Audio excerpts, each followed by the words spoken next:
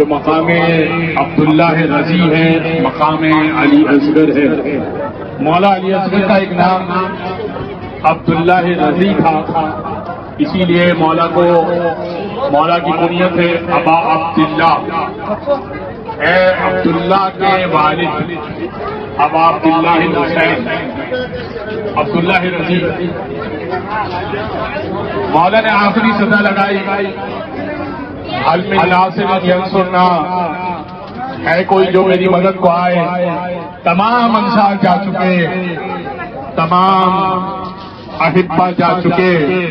حل من ذاب یذب عن حرم رسول اللہ، حل من مغیث یغیثنا، ہے کوئی جو میرے استغاثے پر لبیک کہے، ہے کوئی جو میری آواز پر مجھے لبیک کہے۔ اور آخری جملہ بڑا عجیب تھا، امام کہنے لگے ہے کوئی حل من ذاب یذب عن حرم رسول اللہ، ہے کوئی جو شہزادیوں کے پردے کی حفاظت کرے۔ جیسے ہی مولا نے یہ جملہ کہا نا تو اب ایک خیمے سے رونے کی آواز آئی۔ مولا خیمے کی طرف بڑھے اور اندر گئے اور کہنے لگے یہ کون بی بی ہے جو رو رہی ہے؟ ابھی تو میں زندہ ہوں۔ ایک مرتبہ جناب رباب نے کہا جیسے ہی آپ نے سزا لگائی ہے نا ویسے ہی اس بچے نے اپنے آپ کو جھولے سے گرا دیا ہے۔ اولاد والے جانتے ہیں کیسا مرحلہ ہے یہ۔ جناب رباب نے امام حسین نے کہا میں اپنے بچے کو تیار کرو، میں شاید اس کے لیے پانی کی کوئی سبیل کر سکتا ہوں۔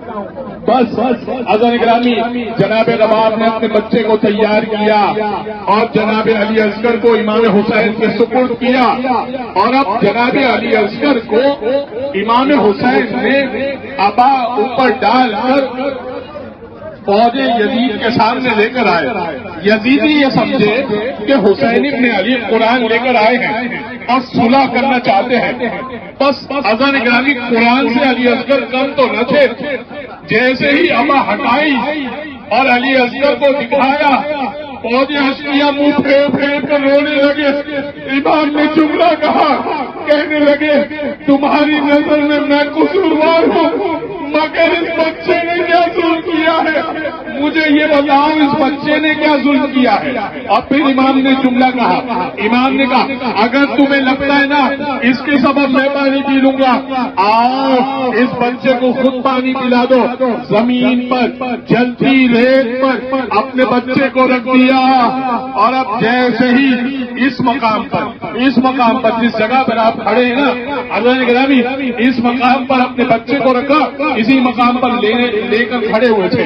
اور اب جیسے ہی سامنے والوں نے یہ سزا لگائی، اقطع کلام الحسین، حسین کے کلام کو قطع کر دے، اور مولا نے وہ تیر چلایا جو 3 بھاگ کا تیر ہوتا تھا اونٹوں کو گرانے کے لیے، گھوڑوں کو گرانے کے لیے کام آیا کرتا تھا۔ علی اصغر کا گلا چھوٹا تھا، تیر بڑا تھا۔ ایک مرتبہ لبک کے امام حسین نے علی اصغر کو اٹھایا، گود میں لیا، ہاتھوں میں لیا، اور اب وہ تیر چلنا تھا۔ ابھی تیر چھوڑا ہے کہ ایک مرتبہ سنیے گا مسائل آئے نا، تفصیلی مسائل سنے۔ ہاتھ سے تیر گر گیا، جیسے ہی ہاتھ سے تیر گرا نا تو عمر سعد حرملہ سے کہتا ہے تیرے ہاتھ کیوں کب آ رہے ہیں؟ کہنے لگا میرے ہاتھ اس لیے کب آ رہے ہیں، مجھے ایسا لگتا ہے خیمے کی در سے کوئی بیوی دیکھ رہی ہے، لگتا ہے اس بچے کی ماں دیکھ رہی ہے۔ 2 سے 3 مرتبہ اس نے تیر چھوڑنا چاہا، مگر علی اصغر کی ماں دیکھتی تھی میرے بچے کو پانی پلا رہے ہیں یا نہیں پلا رہے، مگر اب تیر چھوڑا، 3 بھاگ کا تیر چھوڑا، اور اب تیر چلا۔ تیر بڑا تھا، علی اصغر کا گلا چھوٹا تھا، اور اب تیر جیسے ہی چلا فَذُبِحَ مِنَ الْأُذْنِ إِلَى الْأُذْنِ، ایک کان سے چلا دوسرے کان سے پار ہو گیا۔ تیر اتنا بڑا تھا کہ گلے کو نہیں چیرا، کان سے پار ہوا، دوسرے کان سے پار ہوا۔ علی اصغر ہاتھوں میں اسی مقام پہ منقلب ہو گئے۔ ایک مرتبہ چلو بھر خون نکلا، امام حسین نے زمین پر ڈالنا چاہا لیکن زمین سے آواز آئی نہیں حسین یہ نہ کیجیے گا قیامت تک غلہ نہ اگے گا، سبزہ نہ اگے گا، آسمان کی طرف ڈالنا چاہا، آواز قدرت آئی نہیں حسین، قیامت تک یہ نہ کیجیے گا بارش نہ برسے گی۔